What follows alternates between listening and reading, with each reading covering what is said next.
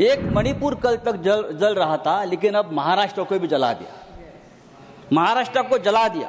नई लाशें बिछाने के लिए गड़े मुर्दे आपने उखाड़ दिए।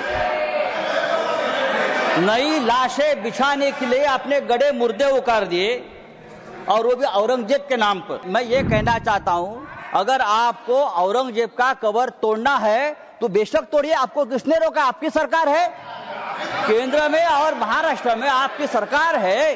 गृह मंत्री आपके हैं, महाराष्ट्र में मुख्यमंत्री आपके हैं। आप जाइए, हाथ में फावड़ा विवड़ा लेकर उधर जाइए और तोड़ दीजिए। श्री संजय राउत, 3 मिनट्स। सर, गृह मंत्रालय के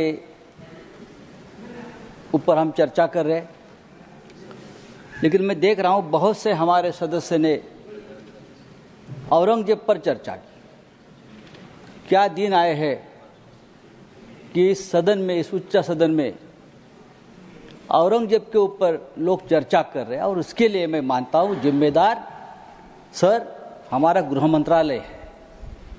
अगर समय रहते 3 मिनट तो मेरे पास है, वो तो मुझे बोलने दीजिए।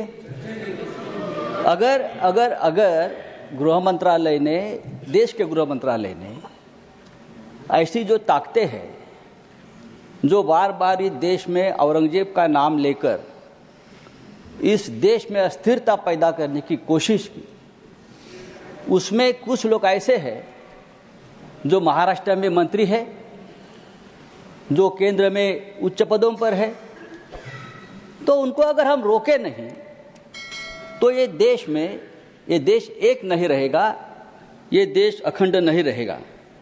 देश में एकता और अखंडता कायम रखने का काम ये गृह मंत्रालय का है।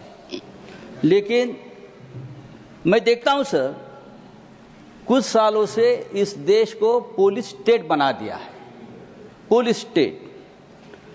और उनका काम क्या है कि विरोधियों को कमजोर करना, पॉलिटिकल पार्टियों को तोड़ना। यह गृह मंत्रालय का काम है हर जगह। एमपी विधायक, उनको खरीदने के लिए पुलिस की मदद देना। अगर ये हो जाएगा तो जो असली काम है गृह मंत्रालय का, लॉ एंड ऑर्डर, देश को एक रखना, सुरक्षा रखना। एक मणिपुर कल तक जल रहा था, लेकिन अब महाराष्ट्र को भी जला दिया। महाराष्ट्र को जला दिया। नई लाशें बिछाने के लिए गड़े मुर्दे आपने उखाड़ दिए।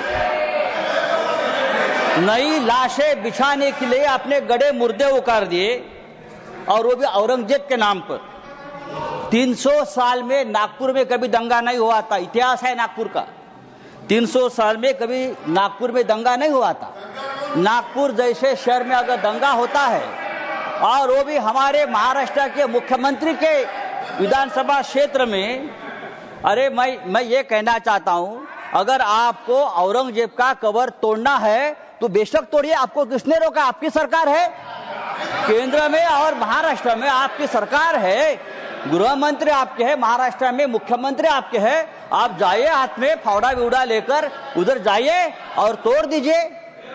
लेकिन आपके बच्चों को भेजो, हमारे बच्चों को मत भेजना। आपके बच्चे विदेश में पढ़ रहे, आपके बच्चे विदेश में काम कर रहे, और जो गरीब बेरोजगार बच्चे हैं उनका आप दिमाग माननीय संजय राउत जी भाषण समाप्त लगा दिया है। सर, मैं कहता हूं ये इस प्रकार का काम रोकने की जिम्मेदारी समाप्त हुआ। माननीय सदस्य।